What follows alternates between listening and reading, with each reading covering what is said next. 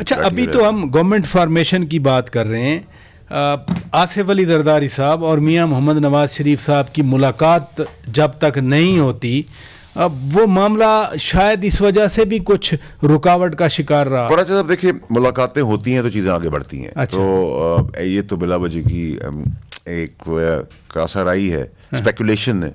ये सब चीज़ें यहाँ तक पहुँच गई हैं, वो कॉन्स्टिट्यूशन लेंगे पोजीशन, और वो मिनिस्ट्रियाँ लेंगी और ये लेंगे, और सेकंड फेज में वो सब कुछ ले लेंगे। सियासी कपड़े छोड़ के उन्होंने सब कुछ ले लिया। वैसे भी उन्होंने तो निचोड़ भी लिया है, दबोच भी लिया है पीपल्स पार्टी की बात ने। कर रहे तो हैं। पीपल्स पार्टी की तो बल्ले बल्ले, अभी वो तो सर कढ़ाई में, जिस्म भी कढ़ाई में, उंगलियां भी कढ़ाई में, सब कुछ उनका कढ़ाई में। मसलन क्या क्या ले लिया? एक सदर की बात है। नहीं सदर देखिए सर, वो बड़े स्मार्ट प्लेयर हैं जरदारी साहब इस चेस बोर्ड के। उन्होंने सियासी कपड़े छोड़ के बाकी सब कुछ ले लिए। फॉर एग्जाम्पल क्या ले लिया?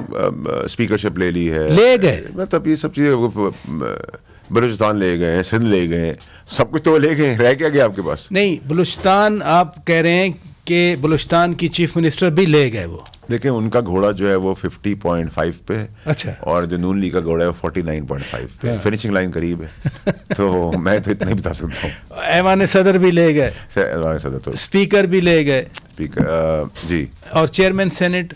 वो सर देखिए, अब तो जो बच्चा कुछ होगा वो भी आगे पीछे कर आके, वो उसके लिए मेरे ख्याल से किसी बड़े आदमी की, बड़े ओहदे वाले की शायद लॉटरी ना लग जाए। चले मैं इतना बता देता हूँ, शायद किसी बड़े ओहदे वाले की लॉटरी ना लग जाए। फॉर एग्जाम्पल कुछ बात सर, अगले शो के लिए कुछ रखे ना सर। नहीं, सारी चीज़ आपका पराय साहब पता इशू क्या है, आपकी बातें और आपकी पर्सनालिटी इतनी प्यारी है कि आप सब कुछ निकाल लेते हैं। तो वो सारा मेरा भी जूस ना निकाले। नहीं, जो पीपल्स पार्टी कर रही है। नहीं, मैं सिर्फ ये क्यूरियोसिटी होती है ना, यानी नादरीन के लिए इंफॉर्मेशन अपनी जगह पे, बट मैं जर्नलिस्ट हूँ, मेरी अपनी क्यूरियोसिटी है। आला ओहदे यानी किसी रिटायर्ड गवर्नमेंट सर्वेंट को मिलेगी? सर बस आला ओहदे वाले की लॉटरी लग सकती है। अच्छा, लग सकती है।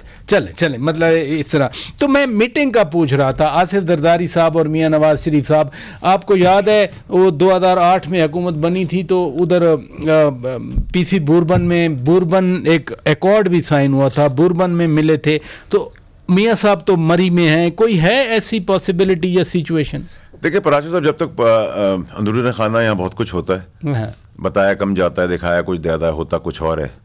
तो वो तो आपने इलेक्शन कैंपेन के अंदर एक दूसरे गालियाँ दे रहे थे, सब कुछ दे रहे थे, सब अपनी अपनी कहानियाँ कर रहे थे, सारे हुकूमत ही बना रहे थे। कोई चांद पे बना रहा था, कोई आसमान पे बना रहा था, कुछ सितारों में बना रहा था, कोई ज़मीन पे बना रहा था। हमारे जैसे थे, वो सड़क पे खड़े थे, हमने कहा जी ये दो होगा, 4 होगा। एग्जैक्टली। तो जो आप मुझसे पूछवाना चाह रहे हैं वो मैं बोलना नहीं चाह रहा, जितना मैं बताना चाह रहा हूँ तो मैंने आपको बता दिया।